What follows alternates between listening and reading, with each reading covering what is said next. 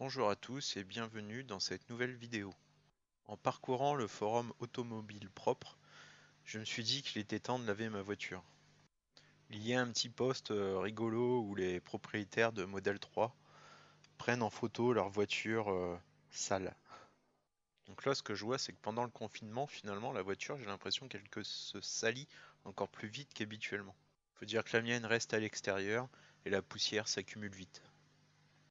Idéalement, je passe un petit coup rapide d'un quart d'heure, pas plus, toutes les semaines. Comme toutes les voitures, si on attend trop longtemps, ensuite, c'est un coup y passer des heures en nettoyage. Donc le mieux, c'est la régularité. Donc pour l'instant, j'ai rien utilisé de spécifique pour laver ma voiture, uniquement de l'eau chaude dans une bassine et une simple éponge. Rien de plus simple. Et si un jour elle est vraiment trop sale, que j'ai trop attendu, je passerai un petit coup de Karcher. Et dans tous les cas, pour avoir une bonne finition, il faut le faire manuellement. Donc là, vous pouvez voir le résultat, hein. Le toit panoramique, c'est pas super, il y a plein de poussière et de pollen. C'est pas la catastrophe non plus, il n'y a pas une grosse couche, ça va vite partir.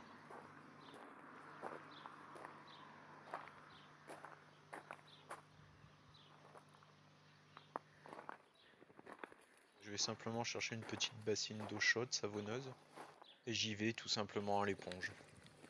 Certaines traces ne partent pas facilement, mais en attendant un petit peu et en humidifiant un peu plus, ça finit par partir de soi-même et vous verrez les petites taches qui restent, c'est pas grave, je les ai au moment de l'essuyage.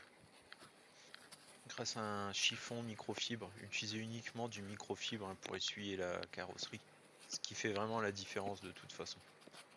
J'ai acheté une petite dizaine de chiffons microfibre sur Amazon, 10 euros pas plus. Et par essuyage, j'en utilise bien 5-6, donc n'ayez pas peur d'avoir une bonne quantité de microfibre. Pour la partie du toit panoramique, simplement pareil à l'eau et essuyage avec le chiffon microfibre. Donc pour aller d'une extrémité à l'autre, il faut faire 1,80 m. Sinon, vous n'arriverez pas à réunir les deux extrémités avec votre bras. Parce que de mon côté, c'est pointe des pieds et juste. 1 cm en moins et c'est foutu. J'avais le droit au petit marchepied sinon. Donc là, vous voyez, hein, sur l'avant, il reste quelques petites taches que j'ai pas eu directement avec l'éponge, mais je les ai au moment de l'essuyage puisque c'est encore humide et le microfibre, il n'y a pas de danger avec. Alors ensuite, l'ingrédient secret, la cire céramique hybride. Donc on n'est pas du tout sur un traitement céramique, hein, mais en tout cas c'est un bon produit que je conseille. Après application, on obtient une belle brillance et aussi un pouvoir hydrophobe assez fort. Il est conseillé de l'appliquer sur une carrosserie assez froide, d'éviter l'application en plein soleil. De mon côté, c'est la deuxième fois que je l'utilise. Là, l'effet commence à s'estomper, compter une application par mois, c'est très bien. Juste un ou deux pitchs par élément de carrosserie, pas besoin de plus. Au début, j'y ai quasiment vidé une bouteille, mais c'est complètement inutile. Et c'est limite contre-productif car ensuite à étaler, c'est très compliqué. Bon, dans son ensemble, c'est un produit très simple d'utilisation, n'importe qui peut le faire. Et autant l'application d'une vraie cire céramique, faut le faire par un professionnel que là, c'est à la portée de tout le monde. Donc là, j'en ai mis que d'un côté, côté passager, justement pour voir la différence au moment où il va pleuvoir entre côté passager et conducteur. Donc on voit si là, mon capot, il en aurait eu besoin. Bon, ça sera pour la prochaine fois. Niveau accessoires complémentaires, sur ma Model 3, j'ai pas ajouté grand chose. Bon, il y a quand même un petit spoiler arrière noir, donc je l'ai pas pris en carbone, hein, comme sur les modèles performance. Ça, c'est pas pour faire semblant d'être une performance, hein, c'est juste, j'aime bien le côté, petit côté, le spoiler qui habille la voiture, donc je l'ai pris en noir simplement. Donc avec la caméra, j'essaye de zoomer un petit peu sur la peinture pour que vous puissiez voir d'un petit peu plus près la couleur blanche. Au début, j'avais pris bleu et finalement, j'ai changé d'avis, j'ai pris blanc. Je trouve que le blanc est vraiment beau, plein de paillettes et avec la lumière, il est vraiment bien ce blanc. Donc à la réception, j'ai pas vu beaucoup de défauts sur ma voiture. Par contre, quelques temps après, je me suis aperçu d'un petit défaut d'alignement au niveau du pare-choc avant. Bon, il faut être proche pour s'en apercevoir et vraiment avoir l'œil, hein, mais ça honnêtement, je l'ai pas vu pendant 2 mois. Donc c'est pour vous dire, j'ai pas le compas dans l'œil, quoi. Ensuite, les alignements, pour moi, ils sont plus que corrects pour le reste de la voiture. J'ai plutôt eu de la chance, ou c'est plutôt que la production s'améliore.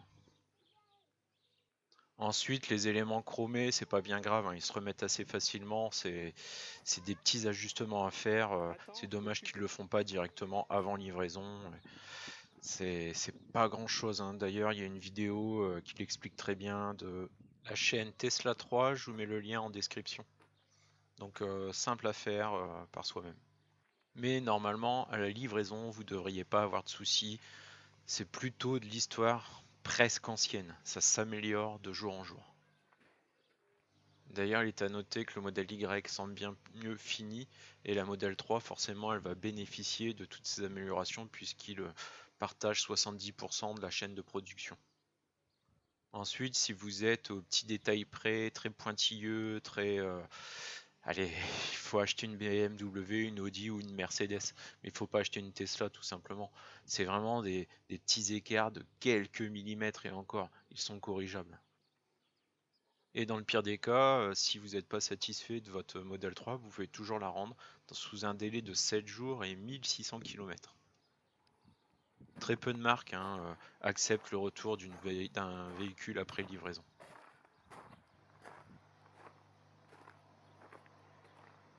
Donc là, la voiture est propre. Par contre, quelques heures après, il a plu, je m'en doutais. Donc c'était prévu par la météo. Donc le côté passager où j'ai mis un peu de cire céramique, on voit que les gouttelettes n'ont pas du tout adhéré. Là, c'est quasiment sec comparé à l'autre côté où il y a énormément de gouttelettes qui restent sur la carrosserie. Donc en séchant, ça va forcément faire des petites traces. Donc c'est vraiment un produit que j'aime bien, qui est bon. J'ai quand même vérifié le sens de la pluie, hein. C'était une pluie en arrivant de face, hein, donc c'est pas parce qu'il a plu d'un côté et pas de l'autre, hein. Donc normalement la pluie aurait dû se poser de façon uniforme sur le véhicule. Donc je vous remettrai le nom de cette cire céramique en description. Et aussi à la fin je vous ferai voir un petit peu mon petit panier de courses que j'ai effectué pour l'ensemble de mes achats par rapport à la modèle 3. Alors donc à l'intérieur j'ai ajouté des petits éléments type aluminium au niveau du volant. Je le trouvais un petit peu trop basique. Je trouve que ça rend un petit peu mieux avec ce type de petit accessoire, hein. C'est un truc à 15 balles, hein. C'est vraiment pas grand chose. Ensuite j'ai aussi ajouté des pédales en aluminium mais double effet. Donc en fait c'est aussi une protection parce que finalement la pédale d'accélérateur c'est une petite pellicule en plastique pas bien épaisse, donc ça protégera. Et puis aussi parce que sur la SR+, il n'y a pas de repose-pied, c'est directement à la moquette. Dans les premiers modèles, il y avait une protection en caoutchouc, mais ils l'ont retiré de la version SR+. Donc c'est assez important, je pense, de mettre une protection en aluminium pour protéger la moquette par rapport au frottement. Ensuite, un simple tapis en caoutchouc facilement lavable directement avec un pommeau ou jet d'eau, ça va très bien. C'est un tapis que j'avais repéré d'une bonne marque que j'ai eu précédemment, c'est Travhall. C'est une marque allemande, donc la qualité est bonne, il s'adapte bien et en plus il est pas trop cher. Là je vois il est à 40 €, je l'ai payé 32, donc le prix est un petit peu augmenté, mais c'est du transport inclus.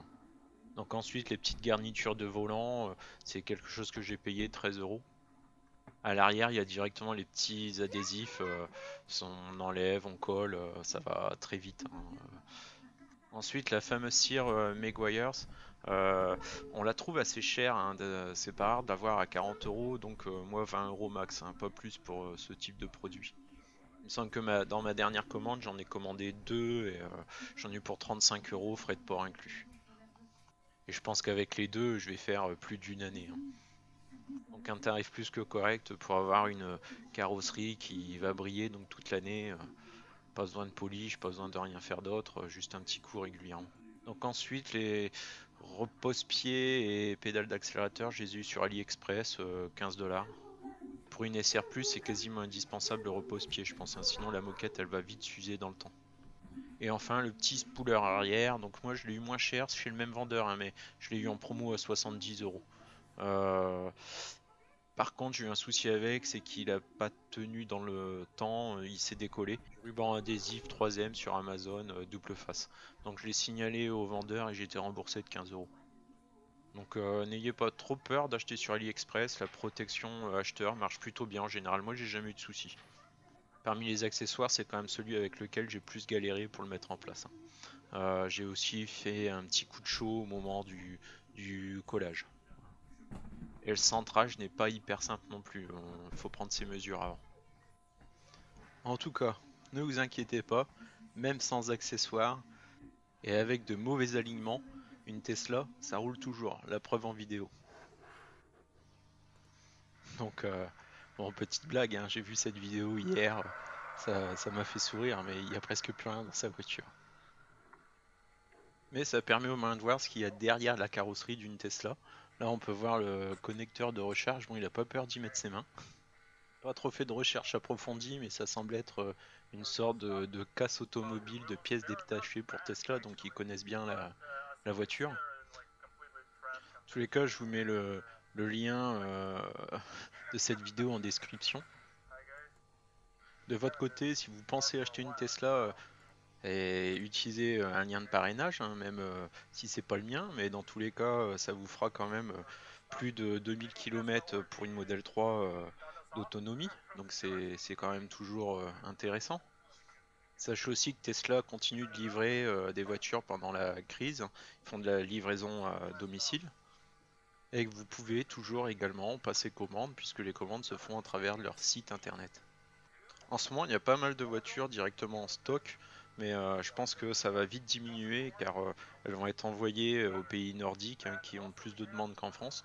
Et ensuite, par contre, il n'y a toujours pas de bateau qui part et la production est arrêtée. Donc je pense qu'il va y avoir une sacrée pénurie jusqu'au moins septembre facilement, je pense, hein. Là, bon, même s'il y aura beaucoup moins de commandes, hein, par rapport à la crise, mais les véhicules, hein, s'ils sont pas dispo, ils font quand même ensuite le temps de les fabriquer aux États-Unis, puis de les transporter en France, hein, via bateau, hein. La traversée, c'est une vingtaine de jours. Donc on va vite avoir des délais très très longs pour être livré d'une Tesla. Sauf en ce moment, il y en a en stock. Donc par contre, bien sûr, hein, par rapport à la crise actuelle, il y en a beaucoup, c'est le cadet de leur souci de savoir s'ils vont avoir un véhicule rapidement ou pas. Donc restez bien chez vous, respectez les règles de confinement, tenez bon. Peut-être que le 11 mai, ce sera la délivrance. On l'espère tous. Et même après cette date, hein, il y aura tout un tas de règles à respecter. C'est pas pour autant qu'il faut organiser, je pense, des grands barbecues, hein, et inviter tous ses amis, hein. Je pense que les mentalités vont pas mal changer et qu'on va suivre un peu l'exemple des Japonais qui, par nature, ont une certaine distanciation sociale. On va être contraint et forcé. Au moins, vous ne serez pas obligé de serrer la main à quelqu'un que vous appréciez pas. Fini, plus de focus sur la planète Terre. Ah, j'oubliais aussi, j'avais acheté aussi des caches-écrous pour enlever les aéro-wheels et finalement, depuis j'ai mon véhicule fin février, j'ai laissé les aéro-wheels. Je m'y suis fait, je les trouve très bien et limite maintenant je m'en passerai plus. Et en plus, c'est un vrai avantage niveau consommation. Bon, c'est de l'ordre de 3-4%, hein, mais c'est vrai, ça a été même vérifié par le youtubeur Texla. C'est un chauffeur taxi qui utilise une Model 3 pour son travail. Je vous mets également le lien de la vidéo en description.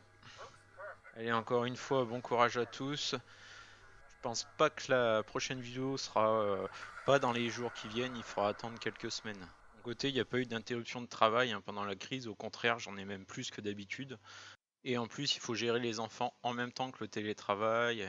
Mais je vais pas me plaindre, contrairement à plein d'autres Français. La situation est bonne, j'ai un bout de terrain et je peux sortir prendre l'air dans mon jardin pour aller laver ma Model 3. Allez, bon confinement à tous. Ciao, bye bye.